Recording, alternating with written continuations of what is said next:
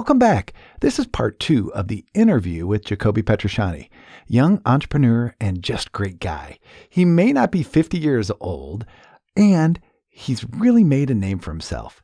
He's passionate about what he does. He found others to do it with, and though he's still in his mid-20s, has done some amazing things. Join us for the second and final portion of this discussion with Jacobi Petrucciani. Y-Combinator, after your interview, by 10 p.m., they either give you a phone call to tell you you're in, or they send you an email to tell you you're out. So you're waiting by the phone. Well, yeah, so Praha and I are sitting in our hotel room. They shut down their email. They didn't want any of that. We're sitting in our hotel room, both of our phones on the chargers, laptops on the chargers, and we're just watching some weird sci-fi channel films or something. Like, we're just waiting there the whole time because we're like, I don't know what's going to happen. Looking at your phone every 30 seconds. Exactly. And so it was nuts because, like, Praha had his phone number in, like, the application. And so at, like, 9:35 or something. 25 minutes before, right? They call us. and Praha's like, hello? And I'm staring over at him, and I'm like, did we get in? and he's like, thank you very much. And he hangs up, and he goes, dude, we got in. And, like, we were freaking out. And what does that mean to you? Because I know we're already 30 plus minutes in and we've got a lot to cover, but what did that mean to you? What'd you get out of it? Because yeah, I mean, like it was a lot of validation on our idea and our team, I think. Like, I mean, it's, you know, somebody else saying like, hey, this looks like it might be worthwhile to investigate and kind of invest in. And they give you money. Yeah. So the Y-Combinator deal at the time was $120,000 for 7% of the company. Yep. And that's like their standard deal. They don't do any custom deals. It's just like, you're into Y Combinator, here's your money. Right. Give us our percentage. And then they basically help you. Yeah, they kind of mentor you through the whole thing. And you spend 3 months total doing kind of Y Combinator related activities in like and you're out in Silicon Valley the whole time. Yeah, so Colton, Praha, and I moved out to San Jose for 3 months in 2015, where we basically just did nothing but work on the idea and visit Y Combinator. Like I was always joking because like when we first went out there, the apartment building we got our apartment from had a pool in it, and you know I'm a swimmer, and I was like, this would be awesome. I'll swim every day. You know, it's like right downstairs. I only swam there one time the whole time. Out of the 90 or 100 days you were there, right? Yeah, I was like, oh, this will be great. I'll just swim there every day. We rarely left the apartment. So that's one of the keys, working hard, but the passion that whatever you're doing, you want to do it, right? Yeah, absolutely. And then you took it out there, you put yourself on the line, you were ready to get crushed, right? Because you were feeling bad, you thought you got smacked down. Oh, yeah. And that was like a low, right? But you said, we got to keep our spirits up. You got in, which is fantastic. Yeah. You stayed out there, you got a ton of help. And so did you have to pivot at all, like from the idea? No, actually, it was pretty irregular, but we didn't end up pivoting at all. Like, we just stuck with our idea. And you and Praha, when they took people out in Y Combinator, I remember you telling me this, they don't like people who start a company just on their own, right? Mm-hmm. They want two people, and they want a hardcore tech person, at least in there. And Praha had skills, right? Praha was, you know, technically skilled as well. They kind of didn't like that Colton wasn't out there with us as well. Right.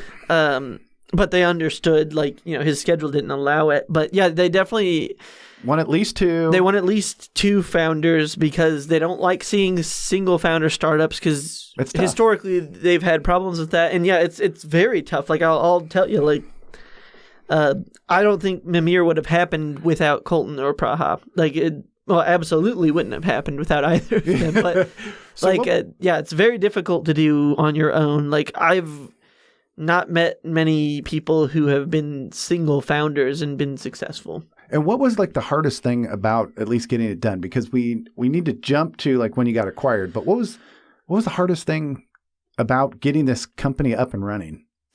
I think one of the hardest things about it was selling to educational institutions. Because like instructors, especially professors at like a college level, yeah, they're very like headstrong, very opinionated. And so I know some of those. They don't like you telling them like, hey, we can improve what you're currently doing. Right. They don't like to hear that in most cases. Like there have been a handful of instructors that I have just loved working with because they're like very open to that and like suggestions on how to improve. Like I want to make, my class experience better for my students. Right. Like, but those are very, very rare to find. So it wasn't like this hard thing that came up, which is like the hardest thing was for us to get an idea, or the hardest thing was to pivot, or the hardest. Yeah, no, we had the idea, we had the execution. It's more like, I mean, I'm not going to say it was the perfect solution. I'm going to say it's a very good solution for what most instructors were doing at their university level classes. The hardest part was like convincing teachers that like, hey, check it out, or like even like adopt this, because so many of them were very opinionated in their ways that they're like, oh, automated grading is bad. Like, you can't give appropriate feedback. And it's like, these are the people taking a month to give their students back their grades. And it's like, and they're not really doing it. They're TAs. They hire a group of TAs to do that. And they're like, oh, yeah, they give better feedback. But it's like, it takes a month. Like, they've already taken the exam based on what you're teaching them. And they haven't had any feedback in the meantime. It's like, it makes no sense. But they're like, this is the best way to do it. And like, the students hate that. I can tell you that as somebody who lived it, but also somebody who has spoken to a lot of students in those types of classes. Like, students hate that because like they want to know what they're doing wrong so they can adjust. Exactly. Like if you have a project, right? Like a super hard project and you submit it and you're like, okay, when do I get feedback on this? Because the test is next week. And they're like, oh yeah, you'll get your grade in 3 weeks. After the test. Yeah. It's like, okay. Well, which is terrible. Well, then how am I going to improve before the test? They're like, I don't know, figure it out, I guess. So you started doing well. You got a number of instructors, a number of big name universities. Can you name a couple big name universities? Yeah, like Michigan State University is one of our big ones. We have like Dalhousie, which is a university in Canada, actually. Oh, cool. We have Florida State, I think, now. But you have quite a few. I mean, you're thinking about it, but you have a lot. It's over 90 now. So you have over 90, and then somebody starts knocking on your door. And who is this? Can you give us a little bit of, how you got acquired? Because we want to definitely hear that story. Yeah, so the company is called HackerRank. We got into talks originally, like we had kind of talked with them at a computer science convention, like a computer science education convention. And when? Convention. Because you went to Y-Combinator in 15, right? Yeah, 2015. 2015. And then when did you start talking to these guys? I think the first time we talked with them was probably late 2018. So they don't talk to you and then like a day later they buy you. Oh no, it's a very long relationship. It's like a courting relationship, right? Yes. Hey, we like you. You guys think, oh, you're doing some cool stuff. Let's keep in touch. Yeah. So actually, like we were at a computer science education convention with some of like our instructors that love us. Like I wasn't actually there. It was Praha and like our sales and marketing team. Yeah. They're talking to all of our customers. They're talking with some of our competitors. But we run into like HackerRank was there, their CEO Vivek. And what does HackerRank do? So they do like automated technical assessments for like hiring. So there's some, there's some a bit of overlap. Yeah. Definitely. And we'll touch on that later. But so we kind of started talking to them. They had like a product, HackerRank Classroom, that they kind of were selling to some schools, but they weren't putting a lot of emphasis on it. Okay.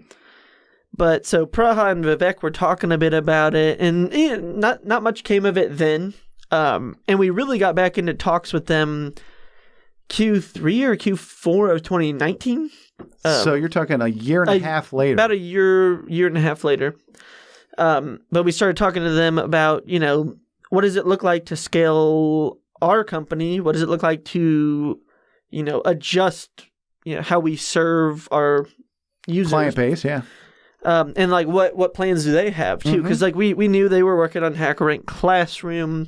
And Classroom is just a way to help, what do you call it, instructors better manage their class, right? Yeah, and it's kind of like what our product was, right? Like to a degree. I mean, it was a bit newer. It was a bit earlier in like the process of development. Like it definitely did not have as many features. So if they added you on, that would just like leap them forward, right? Exactly. And so, yeah, late 2019, we started kind of talking about it again. We flew out to meet their co-founders and like their executive team, which was really cool. They flew us out. And they're in Cali, right? Yeah, they're in Mountain View, is Silicon Valley. Everybody's in Mountain View. But yeah, no, it's crazy flying out there to meet them. You know, we get to talk to them, you know, talk about our company, like visions, you know, what we had planned for Mimir and like what they had planned for HackerRank and kind of how things were going. And then it just kind of came up as a topic. It's like, you know, what if we joined forces? Why would you even go out there if you weren't thinking that they might want to buy you? Just to see. I mean, just to have some people in the industry that we knew and were talking to. Oh, I mean, okay. we're definitely companies at different growth stages. Gotcha. But in kind of the same industry, you could say. So, hey, maybe let's share some ideas. Maybe talk about some potentially. stuff. And like we really only started talking about like the idea of an acquisition when we flew out there, and we started talking about it. And we're like, hey, like. A lot of our company ideals and values are pretty aligned. Big thing. Well, and another funny thing is like part 2 of like Mimir was, you know, we had the school side of things, right? We had the academic side. We were also building another product called Interview at the time, which was basically what HackerRank does. And so it's like automated technical assessments for companies for interviewing technical candidates. And that's like what HackerRank does. And you know, so we're like really big on the education side, building out the HR side of things. So just to rephrase for people who don't know, it's an assessment to see how good of your skills are in technology so that you can hire the person. Right? Yeah. So if they've got great skills, you're like, ooh, they've assessed them. This person's great. Let's hire them, right? Yeah. And like that's a big thing, especially in technology, is you know, you put out a job description, right? You're going to get hundreds or thousands of applications, and you need a way to kind of screen out the people who may not be qualified. Yeah. You know, and if you make a rigorous enough assessment, you know, the people that pass it, you know, basically, you know, I could probably just hire this person and they'd be good to go. Right. And so that's kind of what we were building to. HackerRank had already kind of built their platform for that. And so we got to talking about that. And we're like, oh, yeah, you guys are trying to do the classroom thing, but you're not really investing in it. We're trying to do the interview piece, but you haven't really invested in it. And they got some big dollars, right? Oh, yeah. It's a pretty lucrative market for that. Sure. No, but they sell. I mean, I can't remember if they're private or public or what are they? They're private still. They're private. So they're a pretty large player in the space. Yes. And you're saying, hey, we're weak over here, but you guys are strong. We're strong and you're weak. Whoa, starts to sound like a good marriage. Yeah, and we were talking with like the co-founders and vibing pretty well with them, like about. And vibing means you were getting along pretty well, right? Yeah, just dude, over 50. Oh. Yeah, just feeling pretty good about it. You know, having the same. Whoa! You got more gray than me, there, Grandpa. Go ahead. Wait, Grandpa? No, none of our kids are married, so. Oh, I thought your dog had puppies. Go ahead. But yeah, so getting along really well with their executive team, you know, just kind of talking about it, you know, the right values are there, the right vision is there. And so we were, you know, that's where we kind of got into the talks about the acquisition and like joining their team and kind of being a startup within a team working on all these different things and helping them out on some of the things that they were a bit lacking on. So from late 19, how long did it take before you guys kind of reached an agreement and they acquired you? December 16th, actually, of 2019. So wait a minute, like two months? Because you said third quarter, early fourth quarter. It was probably 3 months after things actually started, you know, talking about all of that. So your story, to be quite honest, your story is a little bit unique. And the reason I say that is because you didn't have a real pivot, right? Mm-hmm. You started this idea. You didn't necessarily change it. It was passionate, though. That was cool. Somebody really liked what you did. You got into YCombinator. You've got the help, right? Mm-hmm. But you guys clearly have the skills, right? You clearly came up with a great idea. You saw the need, And it was just a fantastic kind of ride to get you here. Because I wanted to say, what's the toughest thing out of it? And it was like getting the sales. I thought you would say, we ran out of money and I got a huge fight with one of my co-founders and my girlfriend left me and I thought it was over or whatever. But I'm not hearing... He skimmed over that. But I'm not hearing any of those things. Like, yeah, I mean, it's... Part of our story was supposed to be like stories from the edge. Like, oh my God, I was going to change, but I kept the faith, kept going. Was there any of that? I mean, yeah, I did skim over a lot. Like, I really only talked about... none of the bad stuff, huh? Yeah, I want to hear that. Well, that's the thing, right? Like, nobody normally wants to hear about the bad stuff. We totally want to hear that, right, Tony? Oh, yeah. Oh, yeah.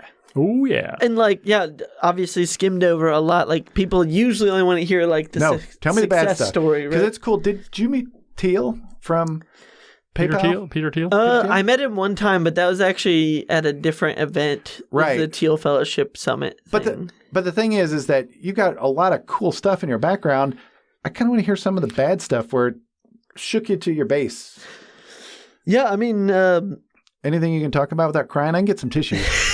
I'm trying to think of what's most just from acceptable. the outside looking in, because I wasn't, it wasn't like I was over there, helping him with all his stuff. This was those three doing that on their own. But, like they got into a business where none of the three of them knew how to sell to schools.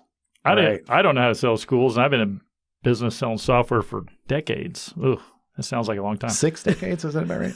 Closing in on half a century. But it's like, hey, how do you sell these guys? Because schools different process. If you sell to private business, it's like they can write a check at any time, right? Privately owned businesses. But schools, like, well, there's a budgeting cycle, and we've got this semester, fall semester getting ready to start. We've already bought all our stuff. Come talk to us next year, or maybe we'll buy something over winter break, but probably not. It's like public universities. You may have some issues. Like, do you know somebody who's on the board, or maybe some funding? Conflicts of state, interest? Is this even? Can we even buy this kind of stuff? Do we have rules and regulations here? It's like, okay, guys, what do you know about selling that? We're going to hire somebody. Because you guys are like 21, right? And you're talking to all these PhDs who are early as 30. Kobe's like, I haven't even figured out how to graduate from college, let alone sell to college. Ouch. Sorry, Cove. You knew you were going to get backed into the corner as you are back there. But what was something that shook him to anything really shake your foundation like Dad? You remember any phone calls, Tony, that he was just like, Dad, this is really hard. I don't know how I'm going to do this, or I can't figure this out, or nobody's helping us, or I got a feeling that, and I don't want to expose anything he doesn't want to, but it's like you got the three of them. They got pressure of trying to figure out how to sell stuff, and they work together day and night. All of a sudden, maybe they're not as maybe they cohesive. Maybe they get a little bit of rub each other the wrong way. And you spend 20 hours a day together. Yeah, you're spending 20 hours a day. Heck yeah, anybody that you're working with 20 hours a day. There's only so far, right? Christy told me she doesn't even like hanging out with you more about 4 hours a day. Exactly. Yeah, I mean, co-founder struggles are definitely a thing. I mean, like he said, you're spending so much time together, especially at YCombinator, right? Like You're living together. We're living together. We're working where we live, and we're working. Tell them. I mean, these guys. 100 hours. These guys are going out there, and they got a fixed amount of money to work off of. They gave you some money. Oh yeah, they invested money, but you had to spend money to be out there. Yeah. And so there's 3 of them trying to live in Silicon Valley. Okay. Which is really cheap, right? So they decide they're going to live together to save money. They're going to get one apartment. The 3 of them live together. Well, they got like a 1-bedroom and a half. It's a 1-bedroom studio with a loft. And guess how much it was a month? This is 2015. $7,000. Oh wow, that's way too much. No, $4,200 a month. That didn't include food or anything, right? And that was 800 square feet, I think. It was teeny. We went out and visited them. We went out and visited them, and instead of having like a living room set up with a TV and everything, they had 3 work desks sitting out there. So because it was our office while we were out there. Office. So they had their office. They had a little office, and off the side they had a kitchen with a toilet, island. And they're yelling out, "Hey, code this!" Did you guys have 1 toilet or 2? Just one. Just one bathroom. Gosh. Oh, geez. And then who was the worst in the toilet? Colton. Okay. No, we had 1 bedroom and a loft, and so Praha and I shared the bedroom. We had 2 little twin mattresses that we put up against either side. Like we didn't have like a frame. Yeah, a bed frame. It was literally just like 2 beds from IKEA. Yeah. and we just shared that room. And then Colton took the loft, and he had a little bed in the loft. But like we had like no furniture besides the desks and the chairs in the living room, and then we had 2 like beach chairs on our little balcony. So it was not luxury. So when people think, "Oh my gosh, these guys are so successful," you're sitting there going, "Oh my God, I'm living with 2 other dudes that smell, and we've got 800 square feet, paying $4,000 a month plus food." You probably spent going through $20,000 in 3 months, right? Yeah, we opened up the little cabinet we went to visit, and there's like about 62 pounds of pasta. It was all like ramen noodles. Just like, yeah, they would boil noodles, put some sauce and eat. That was it. And like, you just kept cranking. We had chicken too. But yeah, no, that was a very interesting 3 months. There was a lot. So it wasn't tough. It was just interesting. Because I want to hear about like stuff to us that kind of kicked you in the. That was definitely probably a more fun time, even though it was like a. It was. I mean, we're exciting, working a crap load, right? Like, I mean, hundreds of hours a week, like just cranking it out. You know, wake up at 7 a.m., go to bed at like midnight. Every day, and we worked Saturdays and Sundays too, because basically at Y-Combinator, like our first meeting with them, they're like, "Okay, so what's next to get you some more customers?" And we're like, "Well, we really need to rebuild our application to be more scalable and like to add more features in an easier way." And they're like, "Okay, you have 4 weeks to do that." And it was like, we were going to take the next 4 months to do that, and they're like, "No, do it in 4 weeks. You need to have 50 LOIs by the end of Y Combinator." Letters of intent. Yes. They're like, "Yeah, you got to have 50 LOIs from different instructors that are going to use your product by the end of Y Combinator." And we're just like sitting there looking at each other like, "How are you going to do that?" Well, that's when we started, cranking it out. Like, so can I say it's maybe the mental game that kind of played with you just a little? I'm not saying it destroyed you, but it's like, holy crap, I never thought that was possible. And then they pushed you? Kind of. I mean, at that point, like everything with Y Combinator, I guess I look back with rose-colored lenses more so. Like, obviously, it was a lot of work. It was a lot of like terrible sleep and like working every single day.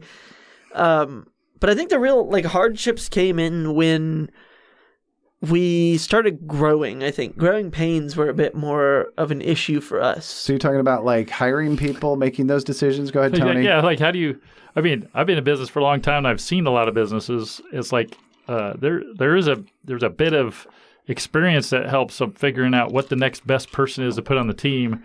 And so these guys had never hired anybody. Like, how do they figure out who the best sales guy is to hire? Well, I don't know. We'll just put an ad out there. I don't know. I mean, what do you ask them? What's the thing to say? Hey, so it's a lack of experience, right? Yeah, absolutely a lack of experience. Like, I mean, you got us like, because we've talked about some HR issues, and it's just like, oh man, it's like, why'd you guys do that? You're like, we don't know. Or I don't want to make it sound that bad, but you had to fumble through it, right? And yeah, we definitely had the technical thing locked down. And loaded. If we knew how to do all of that, we knew how to build the product, we knew how to scale it, we knew how to build new features and everything. We absolutely did not know how to hire. And of course, we go into that blind. Like, obviously, I asked my dad for a lot of advice there, and I wasn't necessarily the person making the hiring decisions. It was more of like me kind of trying to give some input into that process. Because more of what I did, right, was more the infrastructure and the DevOps tech stuff, and like highly scalable technology side of things. And so actually, I don't think I hired, me personally, I didn't hire anyone throughout the lifetime of Mimir. But that means you didn't have to fire anybody then, right? That's also true. So your co-founders and you had very specific tasks that you were focused on, right? Yeah. So Praha was sales and product, basically. Yep. He's a very technical dude, too. He's very good. Which is great for sales and product, because then he gets that side. Exactly. And then we have Colton, who is pretty technical, but he's very like opinionated in his technical side. And so he ran most of like our Rails and React side of stuff. So what's Rails and React? Rails is like a backend framework for actually like architecting apps, and React is like did that help? I don't think that probably didn't help. Rails is like the server side. He had a specific portion of the technology that he had to deal with. Yeah, like the main apps like backend. Gotcha. So like database type stuff with that. setting it up and how it's kind of fundamentally going to have the data put together? I helped him. I'm trying to that. dumb this down, Cope. Come on. Yeah. Well, so you're kind of on track with that. That was partially me and Colton doing kind of the database schema design and stuff. But React is more of like the front end. So like the actual user interface that you're interacting with when you're using our product. So like the exact like web pages you're on, the button you're hitting. Yeah, but it's about your experience. Like if I'm a user and I come in there, it's like what do I see and how do I navigate through the software when I'm using it? So those are just different parts of it, and you're trying to all work together. You got the sales and marketing you're trying to get through, and sometimes there's some friction there. I mean, I think anybody will embrace that idea, right? Which direction to go in. How do you bring three people to head down a specific direction? I get it. For the most part, I mean, Colton Praha and I were all kind of on the same page for the majority of the lifetime of Mimir. It was more when we started hiring other people. As long as us three, it's cool. But anybody else. Yeah, trouble. I mean, we've hired some really good, very intelligent people for the engineering side. And that's not to say we haven't hired other people that are very intelligent. Sorry. That's a bad way to phrase it. But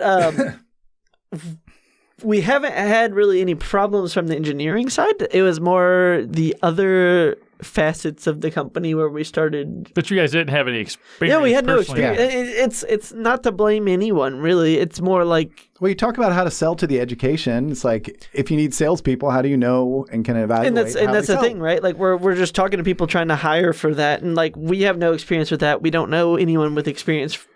But from a tech side, you could say, "Hey, do you know how to do a Hello World software program?" And they'd be like, "Hey," and you can have that conversation. I think there was some old standing traditional business stuff that maybe they didn't even know about, but like a lot of times they were hiring people that were younger, which is cool, but those younger people don't have established relationships with going and sell. I could get you into 100 different universities over the next 3 weeks, and then they hire somebody who's like never actually talked to somebody in a university, but they got a lot of energy. It's like you need to team people up with when you're going after solving a problem, you need to know that people who've been there, done that, and get them on your team as opposed to because you can figure it out. These guys are smart; they can figure it out. But when you're dealing with other people's money, like YCombinator, and you're taking money from investors, and it takes you 6 months to figure out something that somebody could be hired in and figure out in a month or implement in a month, big difference. You're wasting money and time, and that all hurt. That doesn't hurt you right away. It's a slow process, but all of a sudden, you're a year later and you're only halfway to your goal. And then the investors are like, hey, you wanted another round of money, but you guys took forever to do this. Now what? And then you're like, now your focus changes to dealing with investors in the next round and doesn't deal with selling to the next university. Right. Yeah, you absolutely cannot discount experience. It's hey, so important. All right. So that's kind of like almost what we're going to leave you with because we are pretty far along, guys. And, I know that you got acquired. And you got acquired in December of 2019. So you've been a part of HackerRank for a little over a year now. Yep. Right? A little over a year now. And COVID is like this warp time zone anyway. But you've been over there over a year. You're really enjoying all of the stuff you're doing at HackerRank, right? Yeah. And is there anything you can kind of leave us with as we get down to it? I mean, we could do this for hours and hours. You're so easy to talk to, right? And, is there any kind of couple things that you could leave us with? Because we like to talk about money. And you may cash out in, I don't know, a handful of years or whatever, because the way it works, once you get acquired, you have certain things. And once you meet milestones, certain things could happen. So you've got YCombinator, even though you didn't graduate from school. And we're not saying you shouldn't graduate from college. You have that on your resume, and from what I understand and reading stuff on the internet, it's saying that once you have that, that's a pretty good stamp of approval, seal of approval. You will get a job because you've got the skills. That's what I've seen. Well, I was worried about like my basement. I like my basement. I didn't want him living there. Yeah. But Sammy lives there. You totally never thought that. So, Cobe, what can you leave us with? What are 2 or 3 words of wisdom coming from a 27-year-old guy that 26-year-old guy that just said experience is worth something. Can't discount it. What would you leave us with? What would you leave the listeners with? Maybe some quick money insights. Oh, geez. I don't know. Work hard. Do something you're passionate about. Play hard. I like to work hard, play hard. Work hard, play hard. Throw your money into stocks instead of the bank right now. That's a big one. What's the difference between stocks and stonks? Stonks only go up. I don't even know what that means. Yeah, have you been on the internet lately? No, I haven't. Okay. So any words of wisdom to leave us with as we say goodbye? Life is a meme. That's true. It is. What's your well, I won't even ask what your favorite song is because that wouldn't be kind to the city we're thinking about. Go ahead. Anything you want to leave us with before we say goodbye and sign out? Jeez, I can't even think of anything. Tony, is there anything you want to say? Don't spend money you don't have. Yeah. Well, but that's a little counterintuitive. I mean, I think before, leverage OPM. What's that mean? Other people's money. Other people's money. And that's what you did a little bit with not with HackerRank, YCombinator, and some other stuff you did. But, it was a real pleasure having you today. Yeah, thanks for having me. Maybe if you're even open to it, maybe we continue the story and get down a little bit more nitty gritty and talk about some other things that have happened. But we really appreciated having you. Tony, thanks for being here. Adding some extra color. We got a couple more things coming up. Thanks for being here with Money with Mac and G on this limited edition series of some really cool people doing some really cool stuff. Thank you. And this is where we say goodbye. Ready? Bye. Bye.